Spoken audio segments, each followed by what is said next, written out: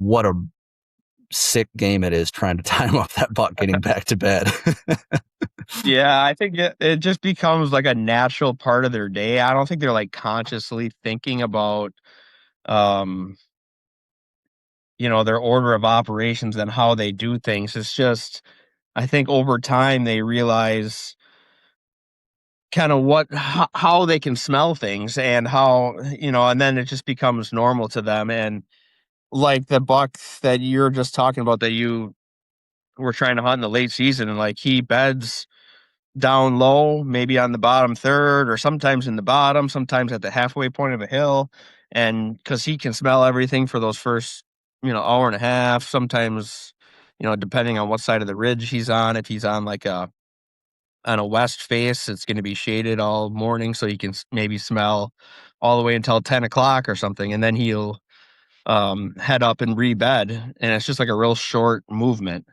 Um, so I think I was just talking about how difficult it could be to try to kill a buck heading to bed in the morning, and more so like right at like first light, or right after it gets light out, because um oftentimes, and I think trail cameras too can be a part of this, where it can really like just throw a guy off. And because you'll get a picture of a buck doing something on a trail camera, and then he'll end up in a totally different spot shortly after that. And so a lot of times in the morning, even if the buck wasn't down in a bottom like throughout the night, he'll usually at some point head down there before he beds, or at least below where he's gonna bed. And he'll like walk, say there's like a whole bunch of points on a ridge, like he'll walk that whole bottom below those points where the thermals are just dropping down on top of his head.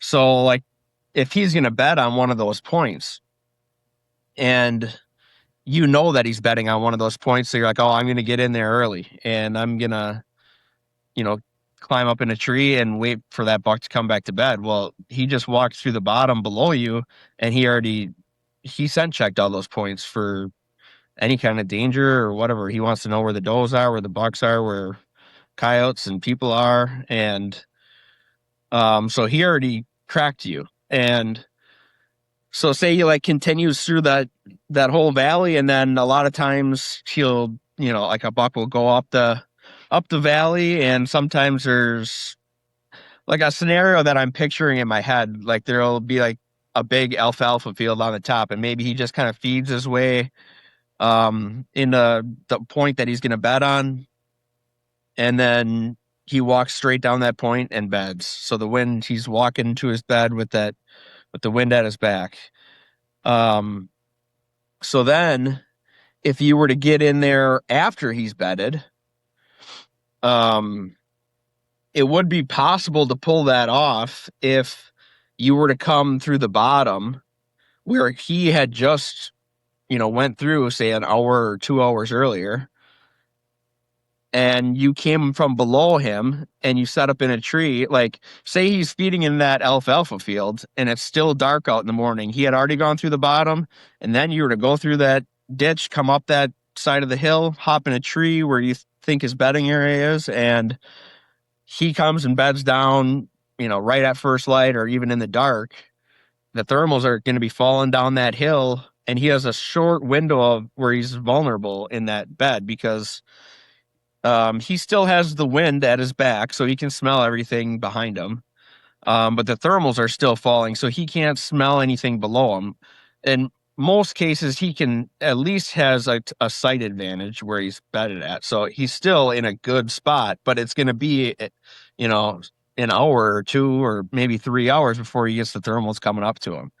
But a lot of times he's not in his bed where he wants to bed in the middle of the day. He's just bedded lower so he can get the thermals dropping down the hill, and then he just rebeds. He just goes up like 100 feet and rebeds, just a real short movement. So almost impossible. There are scenarios that you could get yourself in, or that you find, where you're like, man, this is killer here, because I can hug this like gnarly ditch or like this, like some crazy scenario where the thermals will just like suck right down into this nasty spot where there'll never be a deer, and you could maybe pull that off, but it's hard to find that, that type of scenario. I would say it's a much easier.